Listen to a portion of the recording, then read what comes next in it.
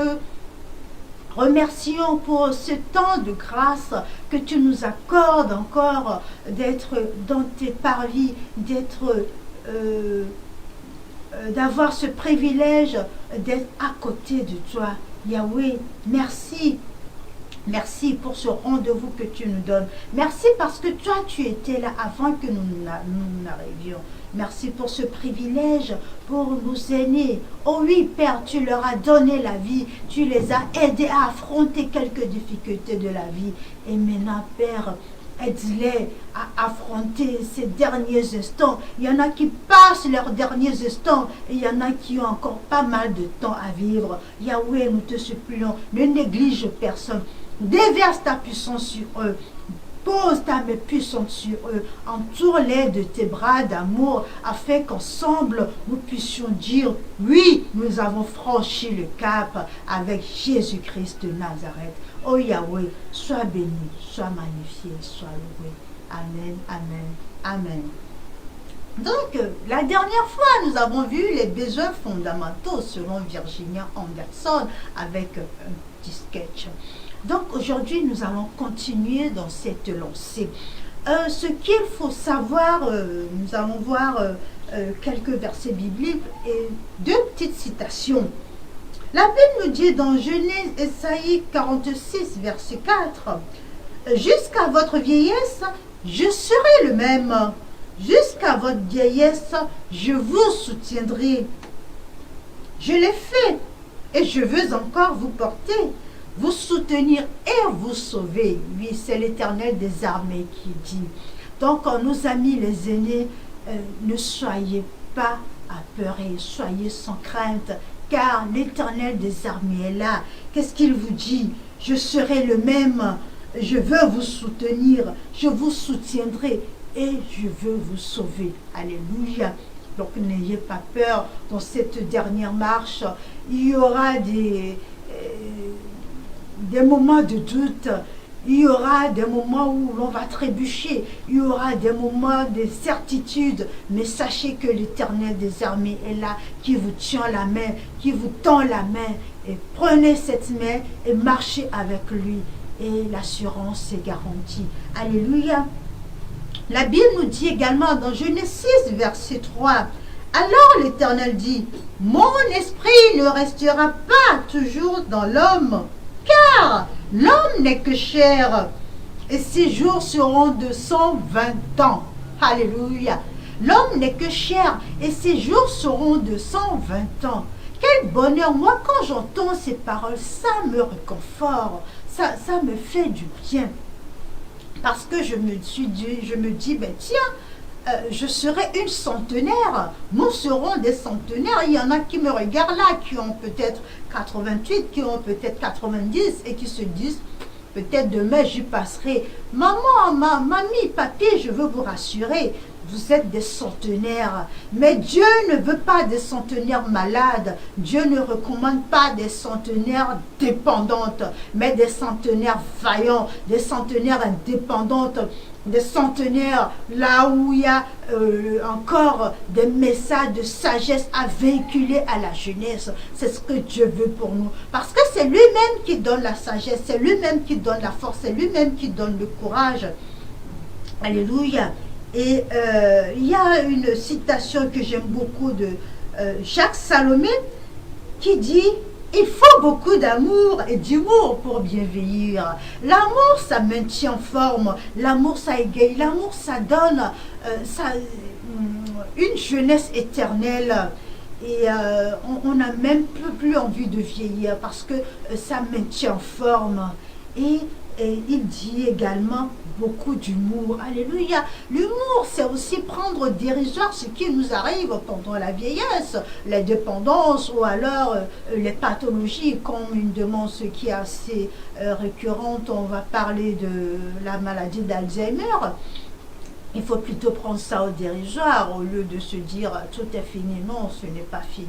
Non, ce n'est pas fini. Avant de continuer, j'aimerais aussi me présenter. Je suis la servante de Dieu, je suis l'évangéliste Anne Ikwe. et je suis thérapeute en médecine chinoise, mais je suis également assistante socio-éducative. Donc j'ai dû à faire 10 ans dans une EHPAD, dans une maison de retraite dans le Grand Est en France, où j'ai eu à m'occuper des personnes âgées. Donc c'est la raison pour laquelle je suis là en face de vous, parce qu'il y en a qui vont se dire, ben tiens, elle n'est pas âgée, ben qu'est-ce qu'elle fait ici? Je suis là parce que j'ai eu cette responsabilité. J'ai eu un diplôme d'État où j'ai eu à m'occuper des personnes âgées. Donc, soyez sans crainte, je suis des vôtres. Tout ce que nous allons dire ou faire ici, ce sont des gestes que j'ai eu à faire et que je continue à faire d'ailleurs. Et c'est du vécu. Et ce sont des choses que j'ai eu à aussi véhiculer, à transmettre à certaines stagiaires, car j'ai eu à encadrer beaucoup de stagiaires aussi. Donc, il vaut mieux prendre de la graine. Ceux qui me regardent et qui ont des personnes âgées en charge, car en Afrique, nous n'avons pas des institutions pour ces dernières, malheureusement. Nous les accueillons dans nos maisons, ou alors, des fois, ils sont dans toute une maison familiale, où il y a le père, la mère, la tante, la grand-tante, toute la famille, avec des locataires. Donc, prenez des notes, ça va vous être utile. Alléluia. Donc, avant d'aller en plus en profondeur, je vais juste vous parler brièvement des personnes âgées. La personne âgée, c'est cette personne qui a eu du vécu. Parce que souvent, on tend à oublier cette période de la vie d'une personne âgée. Parce que lorsque l'on voit une personne âgée réduite entre quatre murs, réduite à néant, on ne peut pas dire à néant, mais à faire des gestes ralentis, on se dit, ben tiens, c'est une moins que rien, bon, elle n'a plus de vie, bon, on attend juste la fin pour pouvoir l'enterrer. Oh que non, s'il vous plaît, s'il vous plaît, s'il vous plaît. Une personne âgée, c'est quelqu'un qui avait du vécu, qui avait une autorité, qui avait une certaine règle de vie. Donc, il faut aussi regarder par rapport à tout ça. La personne âgée, il faut la prendre dans son passé, dans son présent et même dans son futur. L'écrivain Amadou Hampâté-Bâ disait un vieillard qui meurt en Afrique, c'est toute une bibliothèque qui brûle. La bibliothèque, il faut la voir sur la personne âgée. Lorsqu'on voit une personne âgée en entier, il faut lire à travers lui ses vécus, son passé. C'est comme un cahier ambulant. Donc il faut lire ses vécus. Mais tiens, cette personne a eu tant comme vécu, cette personne a eu tant comme diplôme, cette personne a eu à occuper ses postes. Donc il faut lui rendre le respect, il faut lui rendre l'hommage. Prenons la vie par exemple d'un instituteur ou d'une institutrice. On verra que c'est quelqu'un qui a tout le temps un cahier ou un livre ou une magazine, un journal entre les mains, ou alors qui veut tout le temps écrire parce que c'est quelque chose qu'il a eu à faire durant toute sa vie. Et aussi, ce sont des gens qui sont très disciplinés, très ordonnés. Lorsque l'on rentre dans leur cadre de vie, on verra que ça c'est posé ici, ça c'est posé là, on n'a pas à déplacer. S'il vous plaît, respectons ça, parce que c'est aussi une dignité, c'est la dignité de la personne qui est en jeu.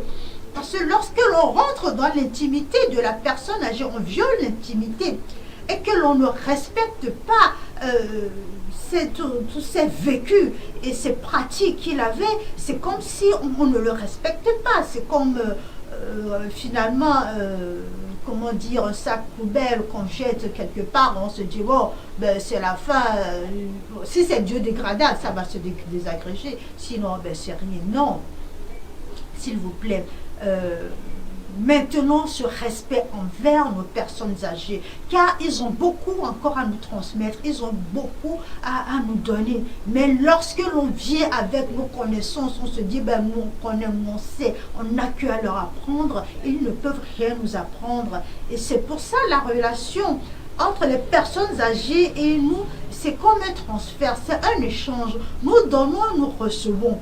Souvent, nous prenons pas acte de ce que nous recevons chez eux. On se dit, ben, tiens, cette personne n'a plus rien à m'apporter, ben, de toute façon, il n'y a plus rien. Donc, prenons l'exemple d'une personne qui a aphasie. Aphasie, c'est la personne qui n'a plus la langue, qui n'a plus de langage. Cela veut dire la personne a envie de parler, mais il n'y a rien qui sort. Donc, nous, on se dit, ben, tiens, c'est une personne qui ne peut plus rien apporter. Non, cette personne a beaucoup de choses à véhiculer. La preuve, il faut voir dans ses regards. On verra un regard lumineux, on verra un regard inquiet ou un regard questionnant, inquisiteur. Là, on pourra lire à travers les regards. Et ce sont des transferts qui se font comme ça. Donc, je veux aussi exhorter nos jeunes mamans ou nos jeunes papas ou alors nos jeunes tout court qui ont des personnes âgées qui chez eux, de pouvoir aussi être attentifs, être comment dire, être réceptif par rapport aux faits et gestes des personnes âgées pour pouvoir communiquer avec eux, pour pouvoir leur encore transmettre le peu jusqu'à leur dernière vie, jusqu'à leur dernier jour. Donc la dernière fois, je vais revenir à ce que nous avons vu la dernière fois, nous avons vu un jeune qui avait qui faisait le sketch, mais qui était un tout petit peu écervelée. Donc, elle arrivait, elle avait son téléphone portable, elle discutait en même temps, elle n'avait même pas le temps de bien habiller, de bien habiller sa mamie, de bien s'occuper d'elle. Ces dernières mangeaient, elle avait du mal à manger. Elle n'a même pas su à remettre, à redresser, à se poser, à l'aider à manger. Elle est tout de suite partie avec son portable. C'est un tout petit peu le quotidien de beaucoup de personnes. Bon, on va dire c'est un tout petit peu caricaturé, mais la plupart des gens, ils vivent ça au quotidien. Ils n'ont pas le temps de se poser devant les personnes âgées. Et en général, en Afrique, on se dit, ben, il y a des bonnes liens les domestiques. S'il vous plaît, la personne âgée n'est pas habituée avec les domestiques, ni avec les bonnes. C'est toi sa fille, ou bien c'est toi son fils, c'est toi qu'il veut, c'est toi que cette personne veut à côté d'elle, c'est avec toi qu'elle veut encore passer ces derniers jours, ces derniers instants, c'est avec toi qu'elle veut partager, qu'elle veut transmettre encore quelque chose. C'est à toi d'être à côté, même si le boulot nous prend du temps, même si nous sommes occupés par plein de choses. S'il vous plaît, prenons un peu de temps pour nos personnes âgées. Ça ne peut être que bénéfique. Je vais juste rappeler les 7 besoins que nous avons vus la dernière fois. Il y a d'abord eu le besoin de respirer. Je rappelle que ces besoins fonctionnent par ordre chronologique. C'est un besoin qui est... ce sont des besoins, pardon, qui sont observés dans les maisons de retraite, dans les hôpitaux pour personnes âgées, mais aussi ça peut être aussi bénéfique pour nous qui sommes parents des personnes âgées ou alors qui nous occupons de personnes âgées. Donc c'est aussi un rappel pour le personnel soignant. Alors prenez-en note s'il vous plaît. Donc, nous avons d'abord le besoin de respirer. Comme nous avons vu la dernière fois, il peut y avoir une respiration normale ou un manque de respiration. Donc, à nous de détecter ça. Le besoin de manger, de boire.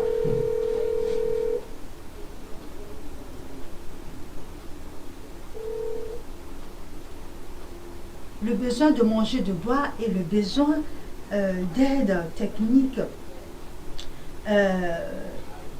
Lorsque l'on mange et l'on boit, c'est-à-dire que ce sont des repas.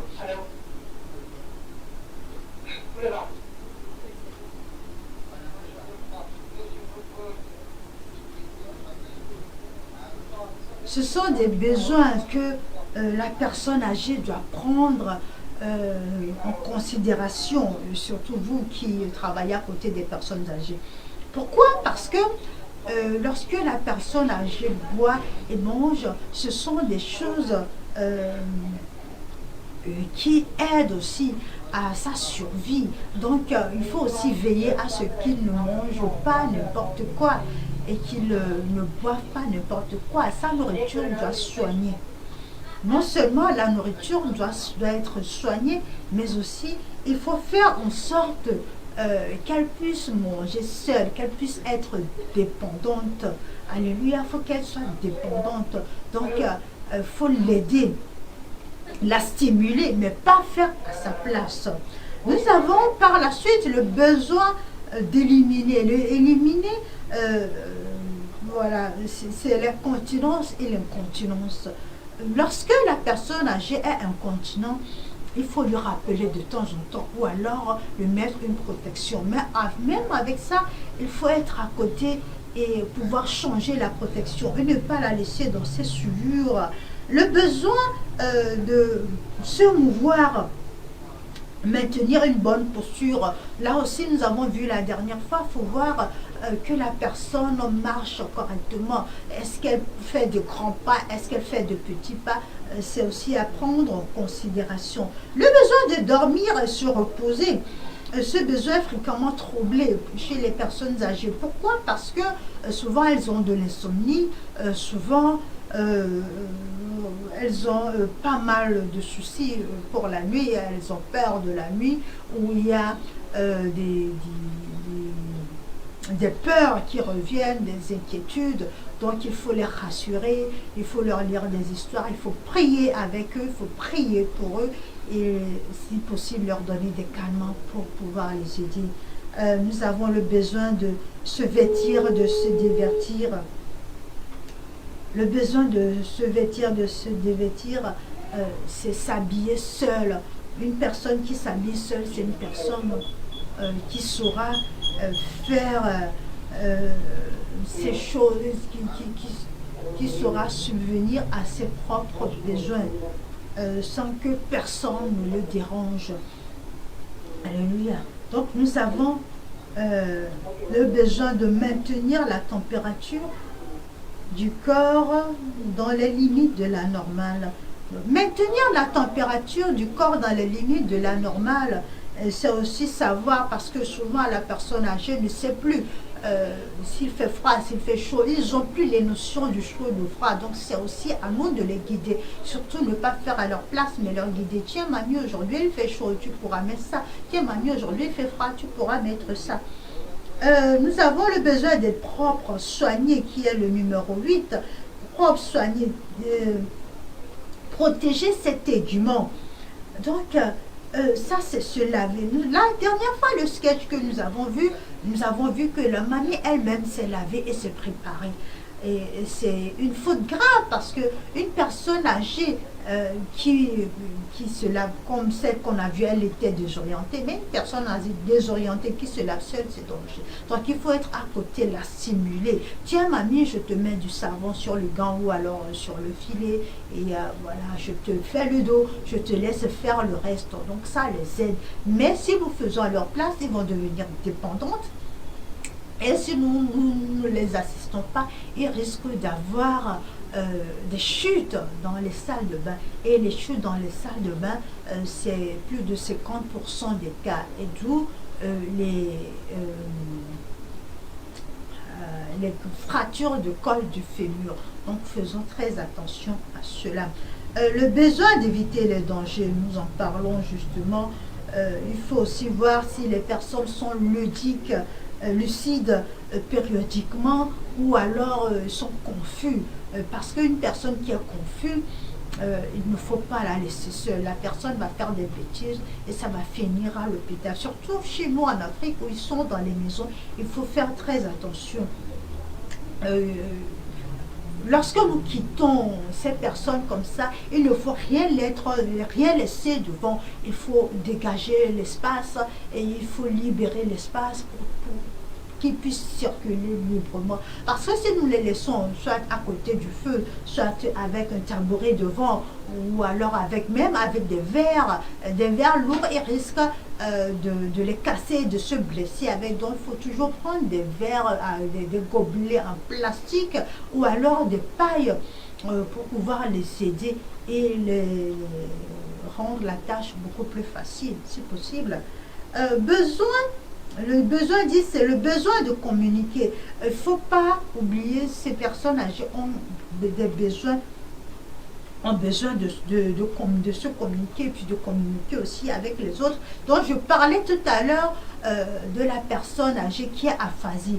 Quelqu'un qui a aphasie, il faut savoir que cette personne ne parle pas, mais ça ne veut pas dire qu'elle n'entend pas. Donc il faut quand même communiquer avec la personne, mais il faut prendre son temps et il faut s'attendre à ce que la personne réponde soit avec des gestes, soit par écrit. Et nous avons aussi un langage qui est très beau, c'est le langage du français signé. Bon, on appelle ça communément le langage des sourds-muets. En bon français, c'est le langage du français signé. Donc, ce sont des signes. Nous, on apprend ça en formation, c'est très bien. Mais bon, malheureusement, il y en a qui ne connaissent pas ça. Donc, il y a aussi des personnes âgées qui sont sourds-muets. Donc, il faut aussi savoir communiquer avec eux. Et lorsque nous parlons de communication, il y a aussi le fait que lorsque nous approchons une personne âgée, il faut savoir communiquer, s'approcher de la personne âgée, se mettre à sa hauteur, au même niveau que cette dernière, parler distinctement et articuler.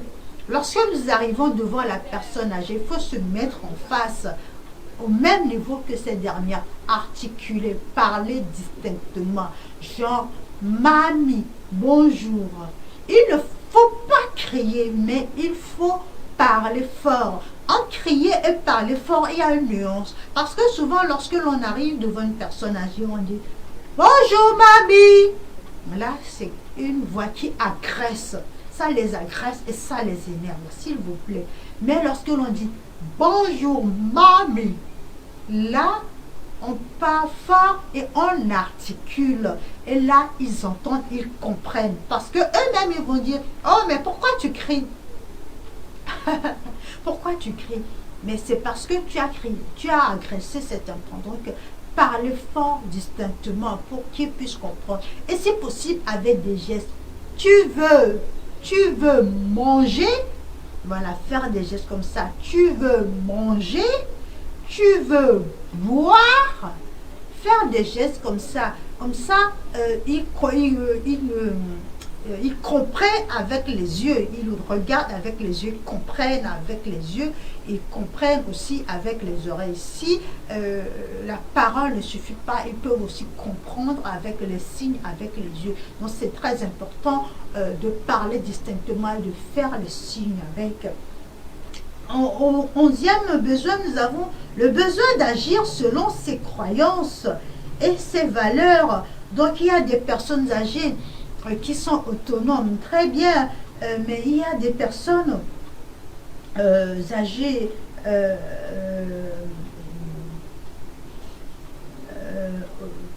agir selon ses croyances et ses valeurs. Il y en a qui sont des croyants, il y en a qui ne sont pas croyants du tout. Donc, ce n'est pas la peine de venir chez ces personnes qui sont autonomes, qui sont dépendants pour dire, ah ben tiens, venez, on va réciter un chapelet, ou alors venez, on va aller prier, venez, le pasteur est là, venez, le prêtre est là, vous allez tout de suite l'énerver. Il faut voir par rapport à ses croyances. Si cette personne a l'habitude de prier, prenez la Bible, asseyez-vous à côté, lisez quelques versets, ça lui fera du bien. Mais si cette personne n'a pas cette habitude, s'il vous plaît, ne l'agacez pas. Mais priez quand même pour lui, ça n'exclut pas. Le besoin de s'occuper en vue de se réaliser. Au numéro 12, nous avons beaucoup qui font des tricotages ou alors ils font de la couture, donc, ou alors du jardinage. N'hésitons pas à les stimuler. Tiens, mamie, tu veux tricoter aujourd'hui? Mamie, tu veux jardiner?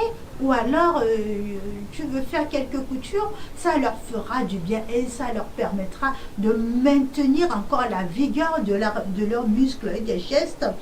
Le 13, nous avons le besoin de se récréer.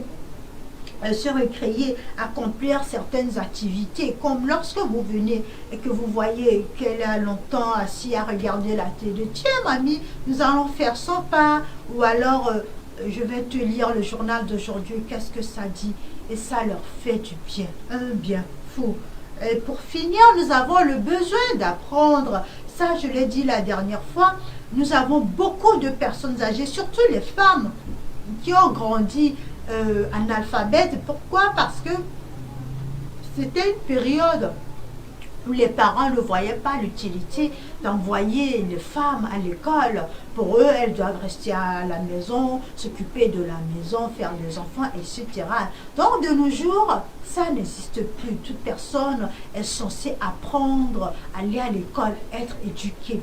Donc, maintenant, à nous, les enfants et aux petits-enfants, de prendre nos personnes âgées en charge. Il ne faut jamais se dire, il est trop tard, mamie est vieille. Non, il faut prendre son temps. Là, nous avons des ordinateurs, nous avons des portables, des tablettes. Prenez le temps avec mamie. Tiens, aujourd'hui, je vais te montrer comment ça marche. Tiens, je vais te montrer comment tu peux envoyer un message à un tel. Tiens, je vais te montrer que avec ceux qui sont en France, tu peux faire un audio ou alors une vidéoconférence ou alors les regarder à travers l'écran, un appel vidéo, et ça leur fera du bien. Donc, ils apprennent aussi et ils évoluent avec. Donc, merci beaucoup pour votre attention. Nous nous donnons rendez-vous la prochaine fois, mais avant de nous quitter, nous allons prier.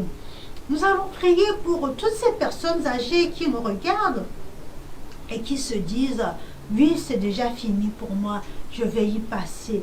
C'est peut-être fini, mais est-ce que tu as reçu, mamie ou papy? Telle est la question aujourd'hui. Est-ce que tu as reçu Jésus? Est-ce que tu connais qui est Jésus? Parce que la vie, ça ne s'arrête pas sur cette terre. La vie, ça continue bien au-delà. Donc, arrivé en haut, qu'est-ce que Jésus va dire de toi?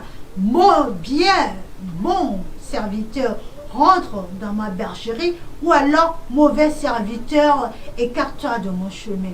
Telle est la question. Je ne voudrais pas que Jésus t'écarte de son chemin. Donc, aujourd'hui, je vais exhorter toute personne âgée à donner sa vie à Christ. Donner sa vie à Christ, c'est accepter Christ comme Seigneur et Sauveur et garantir le salut. Donc nous allons faire cette prière que vous allez pouvoir répéter après moi. Tous ceux qui sont à côté, si les personnes âgées n'arrivent pas, vous pouvez répéter pour eux. Tenir leurs mains, tenir leurs mains ou alors imposer la main sur eux. Et nous allons prier, répéter tout cela ensemble. Alléluia. Alléluia. Père de grâce, nous te magnifions, nous te célébrons pour ta grande compassion, pour ton grand amour, pour ta miséricorde envers nous, envers toutes ces personnes âgées. Père, aujourd'hui, ils ont pris la ferme résolution de se donner à toi. Oui, Père, aujourd'hui même, ils confessent que tu es leur Seigneur et Sauveur. Ils veulent abandonner leurs péchés